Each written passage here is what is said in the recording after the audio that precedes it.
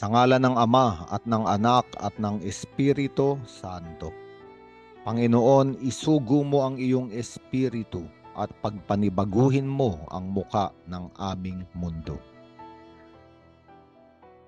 Ang mabuting balita sa araw na ito ay mula kay San Mateo, Kabanata 7, talata 21, 24 hanggang 27. At sinabi ni Jesucristo sa mabuting balitang ito, hindi lahat ng tumatawag sa akin ng Panginoon ay papasok sa kaharian ng langit, ngunit yung mga tao lamang na sumusunod sa kalooban ng aking Ama na nasa langit.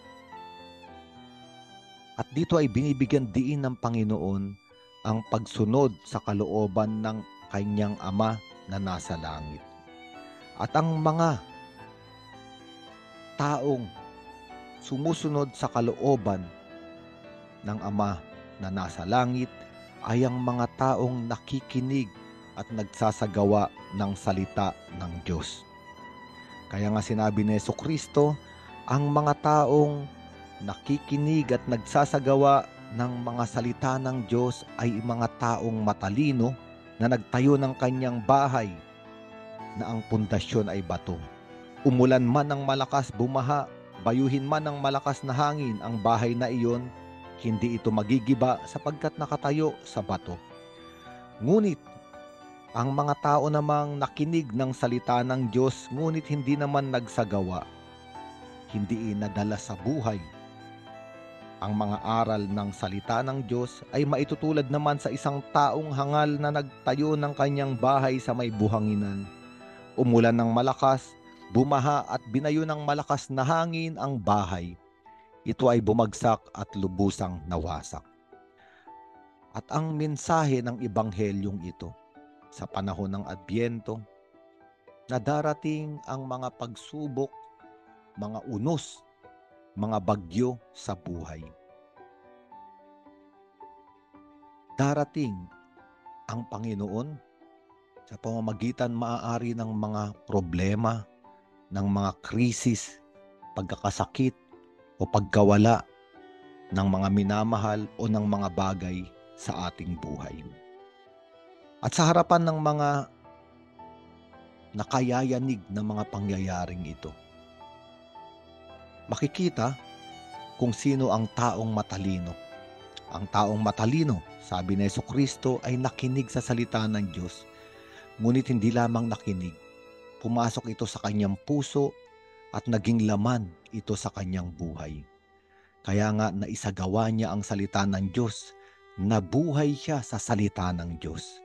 At ang taong may salita ng Diyos ay may lakas, nakapundasyon sa isang matibay na muog, sa isang matibay na bato. Marami akong nakausap noong ako ay chaplain o pari sa ospital na mga may sakit. At sa maraming taong iyon, maaari kong sabihin na dalawang uri ang mga klase ng tao na naroon. Mga taong may pananampalataya sapagkat sila ay nagninilay, nagsasagawa at nagsasabuhay ng salita ng Diyos. At yung iba naman ay mga taong walang pananampalataya. Yung mga taong may pananampalataya, nagsagawa at nagsabuhay ng salita ng Diyos, araw-araw nananalangin, araw-araw nagninilay ng salita ng Diyos, ay mga taong may lakas. Sa harapan ng mga matitinding sakit, sa harapan ng mga bayaring napakalaki,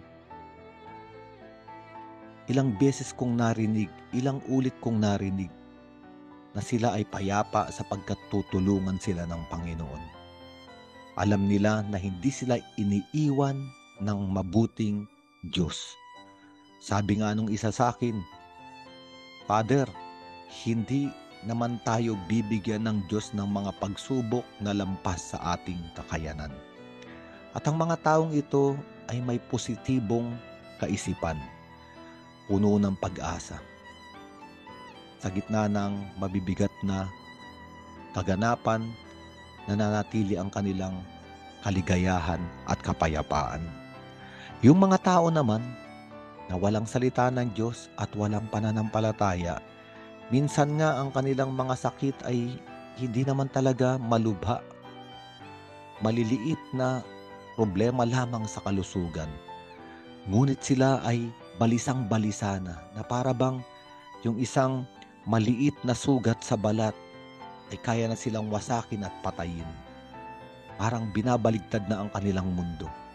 Sapagkat ang taong walang salita ng Diyos, walang pananampalataya, sinabi sa ebanghelyong ito ay taong nakatungtong sa buhangin, walang matibay na pundasyon.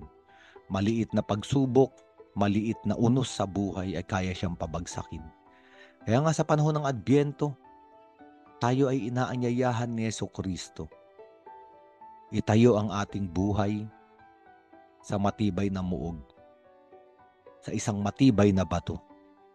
At ang panulokang bato na itinatakwil ng mundo, ang panulokang bato ay ang ating Panginoong Jesucristo.